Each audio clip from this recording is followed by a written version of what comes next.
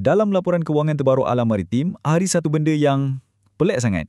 Keuntungan diorang melonjak naik, tapi pada masa yang sama, jualan diorang menjunam. Sekali pandang, macam tak masuk akal langsung kan? Macam mana boleh untung kalau bisnes merosot? Jom kita bongkar sama-sama. Okey, cuba tengok nombor ni. 87.5 juta ringgit. Inilah keuntungan sebelum cukai yang syarikat ni laporkan untuk satu suku tahun je. Memang nampak besar, nampak gempak. Tapi kat sinilah ceritanya mula jadi menarik. Dan inilah dia puzzle yang kita nak selesaikan. Tengok perbezaan yang ketara ni. Untuk meroket lebih 400%. Tapi pada masa yang sama, hasil jualan jatuh teruk. Hampir 30%. Ini ibaratnya macam kita menang lumba lari, tapi sambil berlari ke belakang. Apa sebenarnya yang berlaku ni? Jadi, macam mana benda ni boleh jadi? Macam mana sebuah syarikat boleh catat untung besar padahal bisnes utama dia nampak macam tengah struggle? Jawapannya, tersembunyi kat satu tempat yang kita tak sangka, jauh dari operasi harian diorang. Kunci untuk kita faham semua ni ada pada satu baris je dalam laporan kewangan diorang. Item luar biasa. Inilah clue pertama kita. Benda ni bagi tahu kita yang keuntungan besar tu bukan datang dari jual beli biasa, bukan dari bisnes teras diorang. Ia datang dari sesuatu yang lain. Jadi apa benda item luar biasa ni? Ia adalah pengecualian hutang. Senang cerita macam ni lah. Bayangkan anda ada hutang dengan bank. Tiba-tiba bank telefon dan cakap, tak apalah, sebahagian besar hutang awak tu kami halalkan. Dari segi perakaunan, duit yang dihalalkan tu dikira sebagai pendapatan untuk syarikat. Itulah yang betul-betul berlaku pada Alam Maritim. Dan jumlahnya bukan sikit-sikit tau. Daripada untung 87.5 juta tu, 75.9 juta datang terus dari hutang yang dilupuskan ni. Cuba fikirkan sekejap. Ini bermakna hampir 90% untung yang diorang tunjuk tu sebenarnya cuma untung atas kertas. Bukannya duit tunai sebenar yang masuk dari operasi bisnes. Okey, sekarang kita dah tahu rahsia di sebalik keuntungan tu. Jom kita tolak ke tepi dulu item sekali sahaja ni dan kita tengok realiti sebenar. Macam mana prestasi bisnes utama Alam Maritim? Betul ke tengah sihat? Ini dia cerita sebenar di sebalik tabir. Jualan jatuh dari kedua-dua bahagian bisnes. Perkhidmatan bawah laut turun sikit. Tapi yang paling ketara, cuba tengok segmen kapal sokongan luar pesisir atau OSV. Hasilnya macam lenyap.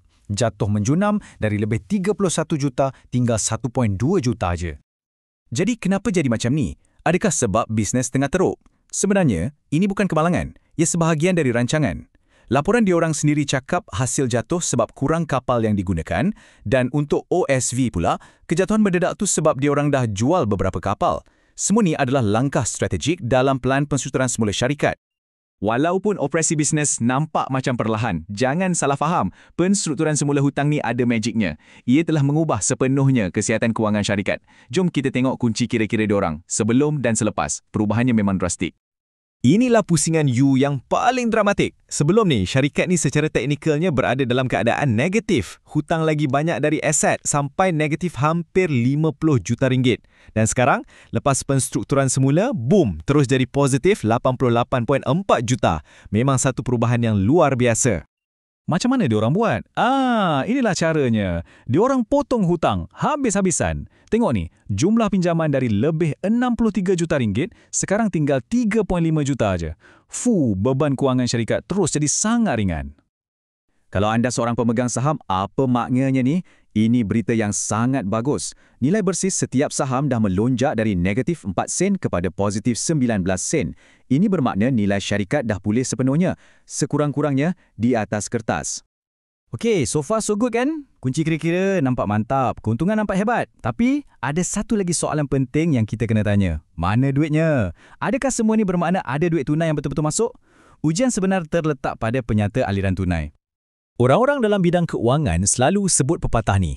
Untung adalah pendapat tetapi tunai adalah fakta. Maksudnya, angka keuntungan tu boleh nampak cantik sebab dipengaruhi oleh cara perakaunan macam kes lupus hutang tadi.